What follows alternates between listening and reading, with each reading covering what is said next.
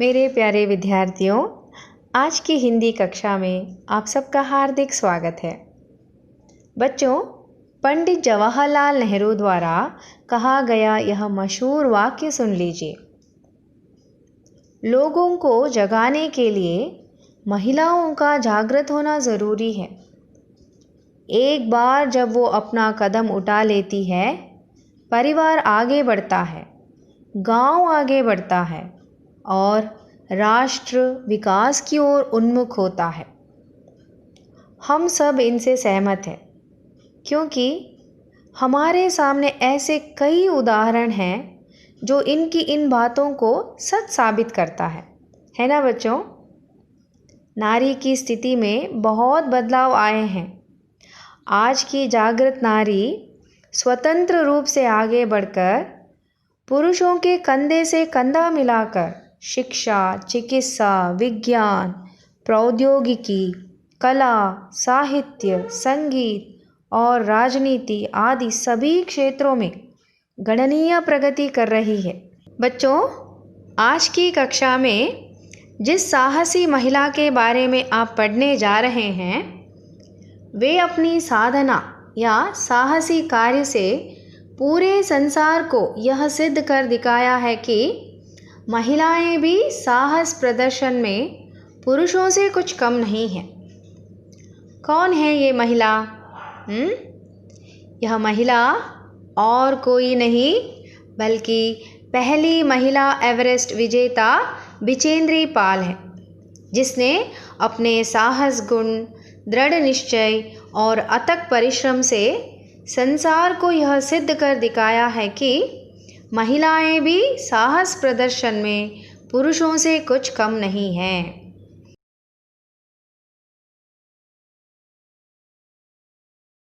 बच्चों, पाठ पढ़ने से पहले पाठ के आशय की तरफ ध्यान दीजिए। इस पाठ से बच्चे साहस गुण, दृढ़ निश्चय, अथक परिश्रम, मुसीबतों का सामना करना इत्यादि आदर्श गुण सीखते हैं। इसके साथ हिमालय की ऊंची चोटियों की जानकारी भी प्राप्त करते हैं। यह पाठ सिद्ध करता है कि मेहनत का फल अच्छा होता है।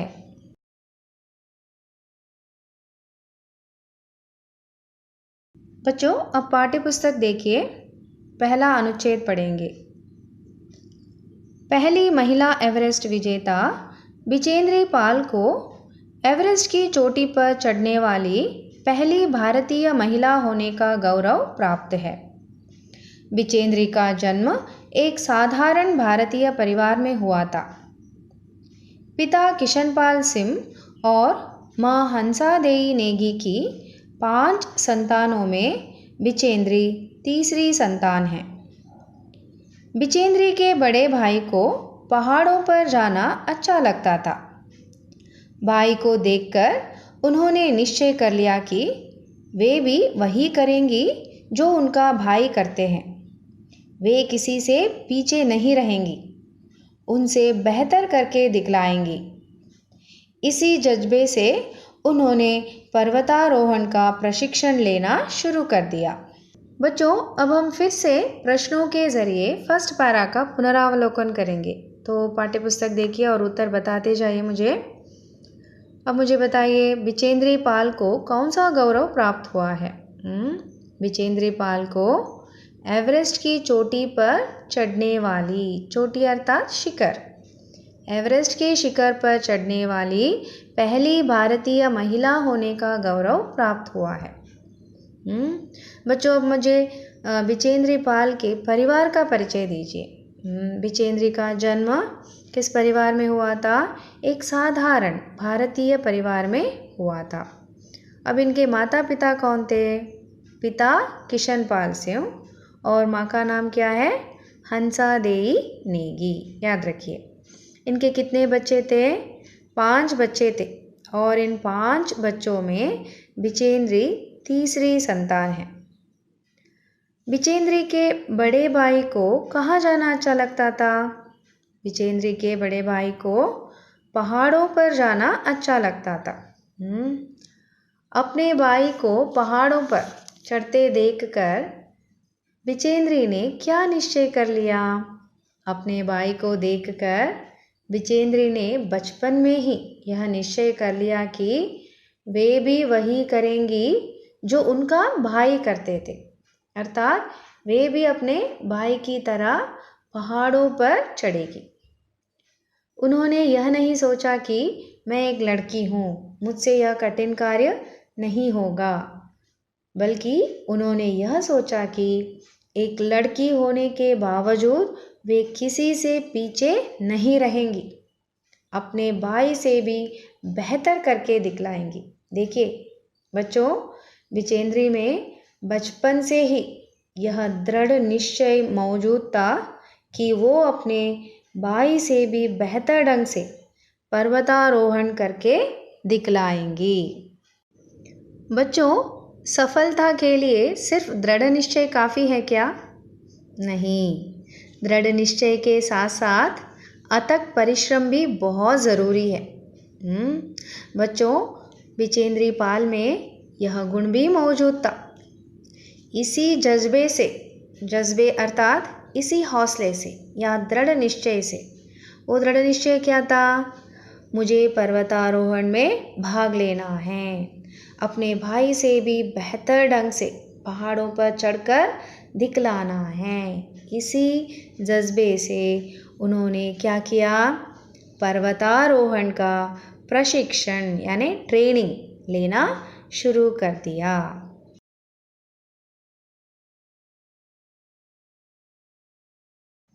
बच्चों, अब दूसरा अनुच्छेद पढ़ूंगी, ध्यान से पाठ्यपुस्तक में उसका अनुसरण कीजिए। विजेंद्री को बचपन में रोज़ 5 किलोमीटर पैदल चलकर स्कूल जाना पड़ता था। बाद में पर्वतारोहण प्रशिक्षण के दौरान उनका कठोर परिश्रम बहुत काम आया। सिलाई का काम सीख लिया और सिलाई करके पढ़ाई का खर्च जुटाने लगी। इस तरह उन्होंने संस्कृत में MA तथा B.Ed तक की शिक्षा प्राप्त की। बच्चों, अब हम फिर से सेकेंड पैरा का पुनरावलोकन करेंगे। तो अब मुझे यह बताइए कि विजेंद्री का बचपन कैसे बीता? कठोर परिश्रम करने की आदत तो विजेंद्री को बचपन से ही थी। कैसे पता चलता है? विजेंद्री को बचपन में रोज़ 5 किलोमीटर पैदल चलकर स्कूल जाना पड़ता था। देखिए, यह कठोर परिश्रम, रोज़ 5 किलोमीटर पैदल चलकर स्कूल जाना कब उनका काम आया? पर्वतारोहण प्रशिक्षण के समय उनका यह कठोर परिश्रम बहुत काम आया। बच्चों, हमेशा याद रखिए, मेहनत का फल हमेशा मीठा होता है। जो भी आप मेहनत करते हैं वो कभी व्यर्थ नहीं जाता है, कभी ना कभी आपको उसका फल मिल ही जाता है। विजेंद्री ने पढ़ाई के साथ साथ कौन सा काम सीख लिया जिसके द्वारा वो अपनी पढ़ाई का खर्च भी जुटाने लगी? विजेंद्री ने सिलाई का काम सीख लिया और सिलाई करके पढ़ाई का खर्च भी जुटाने लगी। इस तरह विजेंद्री ने अपने परिश्रम के बल पर संस्कृत में MA तथा B.Ed तक की शिक्षा प्राप्त की।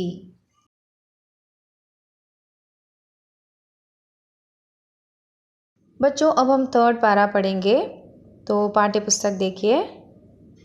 पढ़ाई के साथ साथ विजेंद्री ने पहाड़ पर चढ़ने के अपने लक्ष्य को भी हमेशा अपने सामने रखा।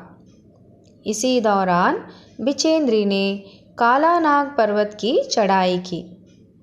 सन 1982 में उन्होंने गंगोत्री ग्लेशियर तथा रूडगेरो की चढ़ाई की, जिससे उनमें आत्मविश्वास और बढ़ा। बच्चों, अब मुझे बताइए, पढ़ाई के साथ साथ विजेंद्री ने अपने किस लक्ष्य को हमेशा अपने सामने रखा? पढ़ाई के साथ साथ विजेंद्री ने पहाड़ पर चढ़ने के अपने लक्ष्य को हमेशा अपने सामने रखा। बच्चों, आप सब जानते हैं कि लक्ष्य की पूर्ति के लिए या उसे हासिल करने के लिए अथक परिश्रम करना बहुत ज़रूरी है, और विजेंद्री ने भी वही किया। बच्चों, अब हम एक एक करके यह देखते जाएंगे कि किस तरह से विजेंद्र के अथक परिश्रम उसे उसके अपने लक्ष्य तक पहुंचाती है। देखिए, तो इस दिशा में विजेंद्र का पहला कदम या पहली सफलता कौन सी है बताइए? हाँ, काला नाग पर्वत की चढ़ाई। पहली कदम देखिए, पहली सफलता, उन्होंने काला नाग पर्वत की चढ़ाई की। इसके बाद किन दो कार्यों से या किन दो सफलता से विजेंद्र में आत्मविश्वास और बढ़ा? सन 1982 में विजेंद्र ने गंगोत्री ग्लेशियर, जिसकी ऊंचाई कितनी है 6672 मीटर ऊंचाई, तथा रूडगेरो, अब इसकी ऊंचाई 5819 मीटर की ऊंचाई, गंगोत्री ग्लेशियर तथा रूडगेरो की चढ़ाई की, जिससे उनमें आत्मविश्वास और बढ़ा। बच्चों, यह तो छोटी मोटी सफलता है, परंतु यह छोटी मोटी सफलता ही किस तरह से विजेंद्र को सफलता के उस मुकाम तक पहुंचने में मदद करती है जिसे वो अपने जीवन में हासिल करना चाहती थी। तो बच्चों, आगे क्या होता है यह जानने के लिए पहले हम आगे का भाग पढ़ेंगे। तो पाठ्यपुस्तक में मेरा अनुसरण कीजिए।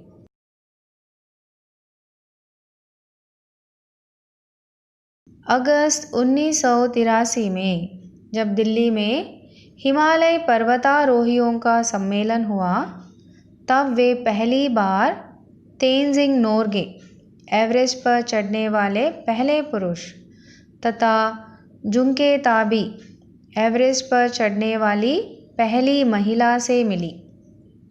तब उन्होंने संकल्प लिया कि वे भी उनकी तरह एवरेस्ट पर पहुंचेंगी।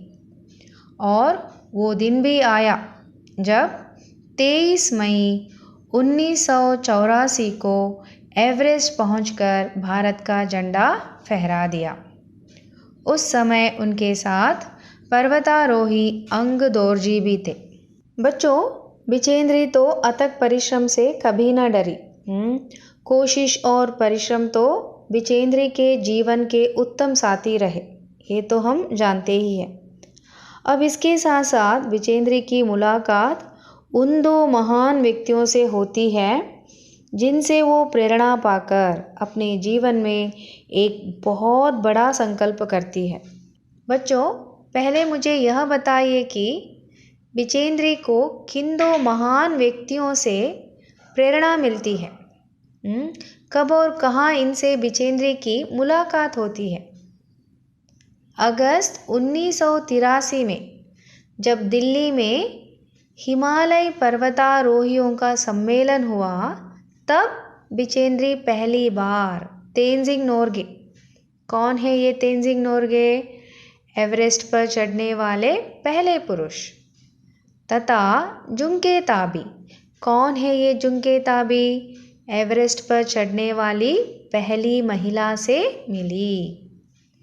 इन दो महान व्यक्तियों की साधना से प्रेरित विजेंद्र ने तुरंत क्या संकल्प लिया? हाँ, यह तो कोई छोटा मोटा संकल्प नहीं, बल्कि बहुत बड़ा संकल्प था। वो क्या है बताइए? विजेंद्र ने संकल्प लिया कि वे भी तेंजिंग नोर्गे और जुंके ताबी की तरह एवरेस्ट पर पहुंचेंगी। जैसे अब्दुल कलाम जी कहा करते थे कि महान सपने देखने वालों के महान सपने हमेशा पूरे होते हैं। विजेंद्र के जीवन में भी यही हुआ। जो महान सपना विजेंद्र ने देखा था, वो महान सपना पूरा हुआ।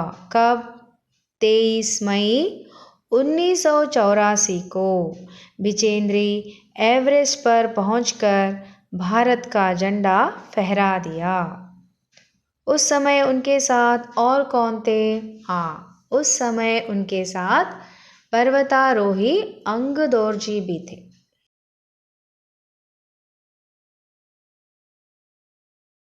तो बच्चों, आप सब विजेंद्र की यह रोचक साहस गाथा सुनने के इच्छुक हैं? सुनना चाहेंगे? तो चलिए आज हम बिचेंद्री द्वारा लिखित इतिवृत्तांत पढ़ेंगे, जिसमें उन्होंने इस बात का वर्णन किया है कि वे एवरेस्ट के शिखर पर कैसे पहुंची। यह इतिवृत्तांत बहुत रोचक और हम सब के लिए प्रेरणादायक है।